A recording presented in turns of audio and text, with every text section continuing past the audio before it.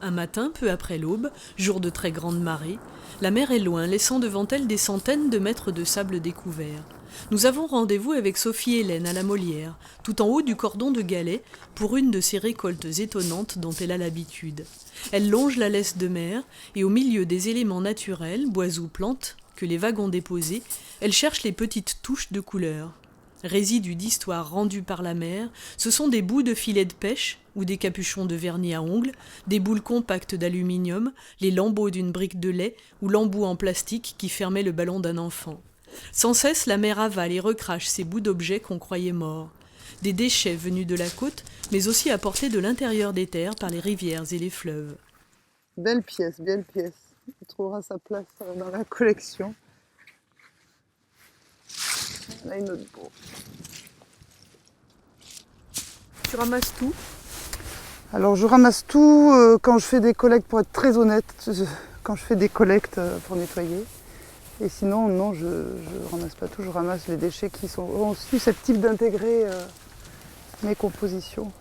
Et j'en ramasse d'autres. À partir du moment où j'ai touché un déchet, je pars du principe que je le ramène et je le jette. Et ici, j'ai l'impression d'être au bord du monde en fait quand je suis dans ce paysage. Et que ce que j'aperçois, c'est la pointe de l'iceberg d'un problème écologique très, très grand.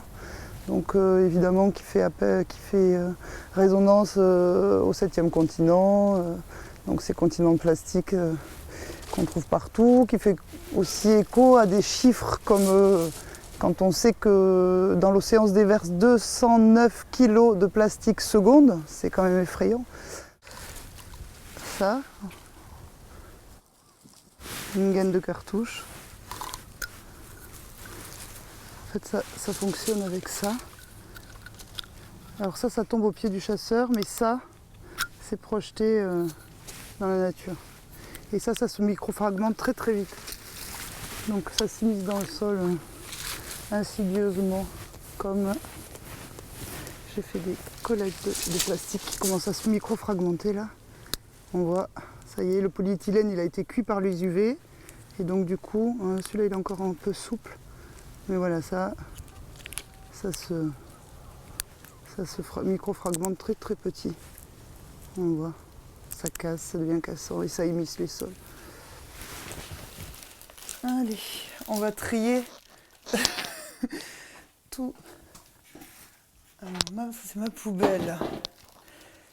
Il y a ce que je vais garder. Alors ça, je trouve ça assez beau. Un pieu calciné, je garde. Un cadavre exquis. Voilà, on ne sait plus ce qui est ce qui est déchet, ce qui est naturel. Il y a même un couteau. Ça, pour l'instant, je vais le mettre de côté aussi.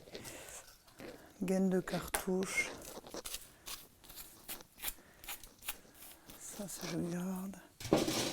Ça, je jette.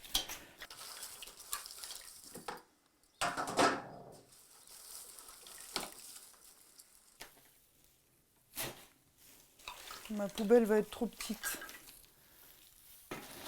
C'est émouvant parce que on imagine un enfant jouer avec. Voilà, c'est... De retour entre les murs blancs de son atelier, dans les marais de Cailleux, Sophie Hélène classe les couleurs, range les textures, assemble ses trouvailles. Les doigts des gants arrangés en palettes offrent une toute autre beauté.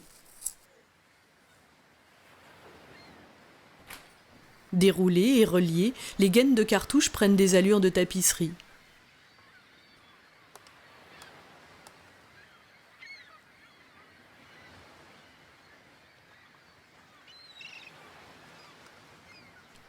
Après avoir été malmenés par la mer, colonisés de coquillages et déjà un peu dégradés par le temps, les objets oubliés trouvent une nouvelle vie, dessinent d'autres paysages.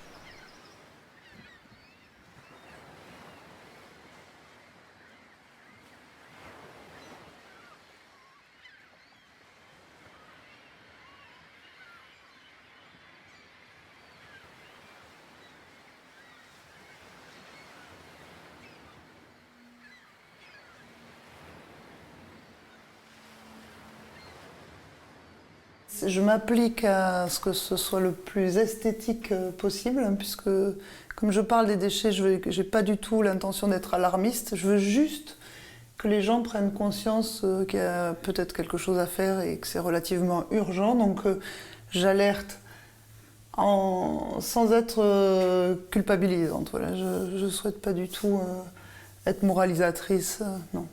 Par contre, je veux que les gens puissent se dire « Ah, c'est intéressant, c'est éventuellement beau ». Je ne sais pas s'il y en a qui trouvent ça beau. Mais en tout cas, je veux pas stigmatiser les déchets. Je ne veux pas non plus que ce soit des repoussoirs. Et une fois qu'on est dans l'émotion de la couleur, à ce moment-là, on s'interroge sur la quantité. Et gagner si on en arrive là.